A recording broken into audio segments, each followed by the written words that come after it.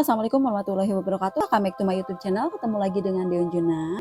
Kali ini akan menceritakan kisah horor yang dialami oleh narasumber berikut ini. Dan sebut saja narasumber ini adalah sebut saja namanya Rama. Dia ini baru pulang dari luar negeri. Dia ini bekerja di luar negeri di salah satu negara yang memang sudah lama dia itu tidak pulang. Sudah lebih dari lebih dari 20 tahun dia baru pulang ke tempat kelahirannya. Dan pada saat itu memang bukannya tidak tahu, dia selalu mendapat kabar atau berita-berita, cerita-cerita tentang tetangga-tetangganya ini. Karena memang di rumah, di tempat lahirnya ini masih ada orang tuanya dan kakak dan adiknya juga.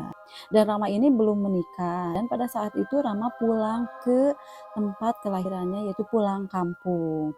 Dan Rama ini memang pada beberapa tahun yang lalu ibunya sempat beritahu Rama bahwa ada salah satu tetangga ini yang meninggal dunia dan meninggalkan dua anaknya, yang satu masih kecil.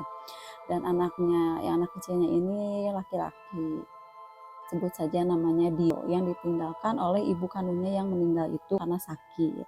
Nah, singkat cerita, pada saat Rama ini pulang ke rumahnya, Rama pun memang melihat ada anak kecil yang memang sedang bermain sendirian. Namun Rama ini tidak mengetahui anak kecil yang diceritakan oleh ibunya itu. Nah, dan ibunya itu tidak menceritakan tentang si anak kecil ini. Dan ibunya si Rama ini hanya menceritakan tetangganya ada yang meninggal itu saja.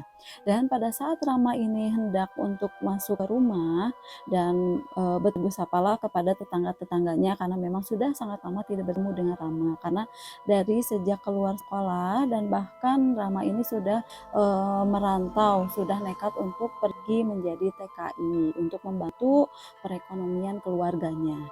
Dan pada saat itu sedang berbincang-bincang dengan para tetangganya karena memang kangen. Dan pada saat itu juga Rama pun sempat bertemu dengan teman-teman masa kecilnya. Dan pada saat Rama ini bertemu dengan tetangga dan teman-teman kecilnya, si anak kecil yang tadi main sendirian itu masih asik saja main sendirian di sebuah danau buatan. Ada di dekat rumahnya itu ada sebuah danau kecil. Namun hanya ada di situ ada angsa, ada bebek katanya. Dan banyak ikannya di sana.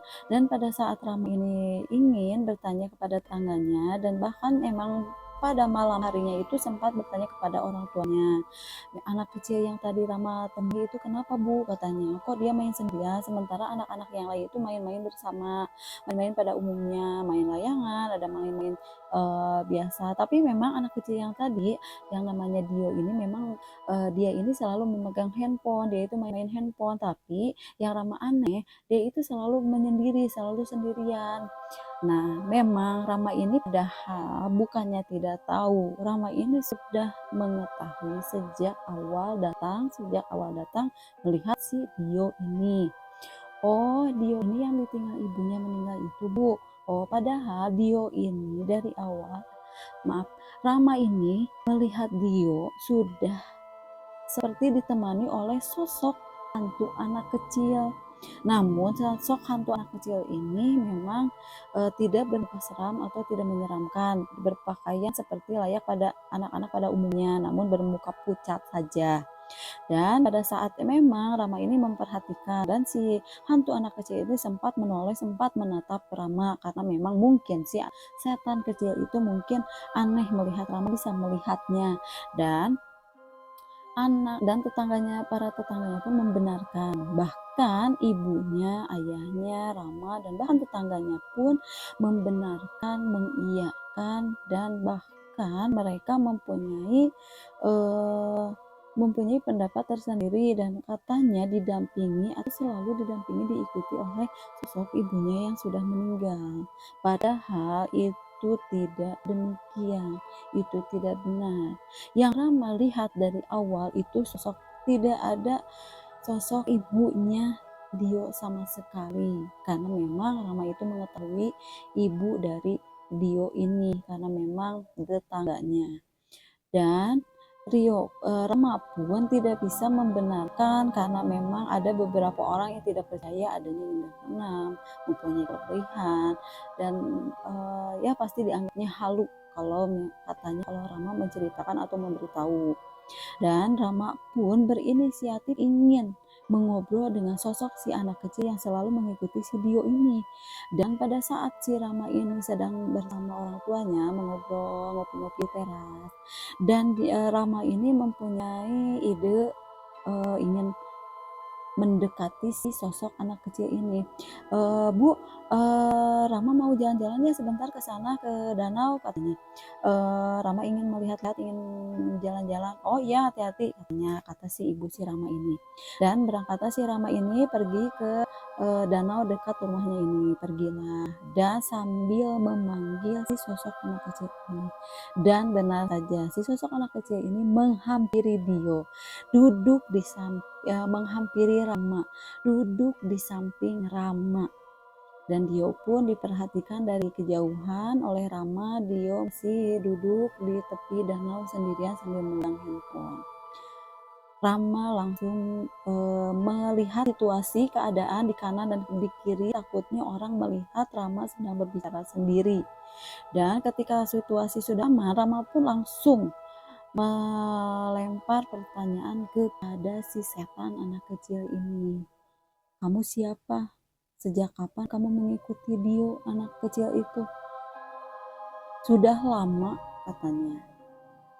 Kamu siapa? Kata si sosok anak kecil, setan anak kecil ini. Saya tetangganya dulu. Karena saya tahu ibunya sudah meninggal, tapi saya tidak tahu kalau Dio ini jadi mentalnya seperti ini, kata Rama.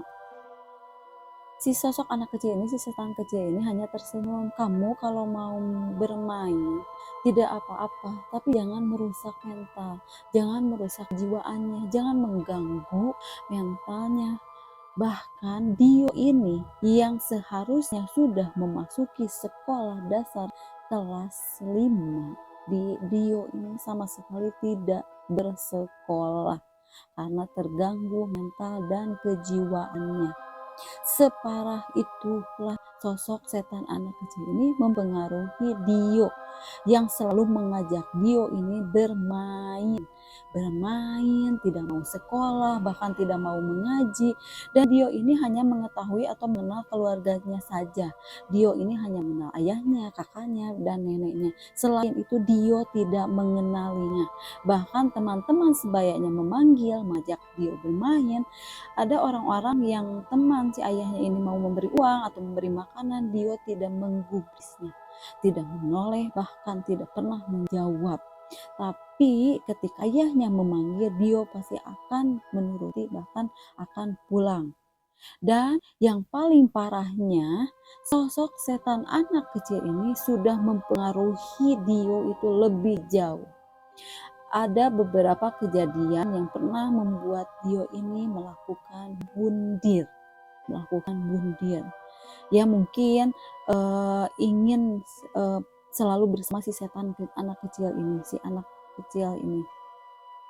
Nah, para tetangganya ini pernah melihat Dio ini ingin turun ke danau, dan tanpa disadari Dio ini sambil memegang kedua tangannya ini memegang handphonenya, sementara kakinya terus saja menuruni si anak tangga yang menuju ke danau.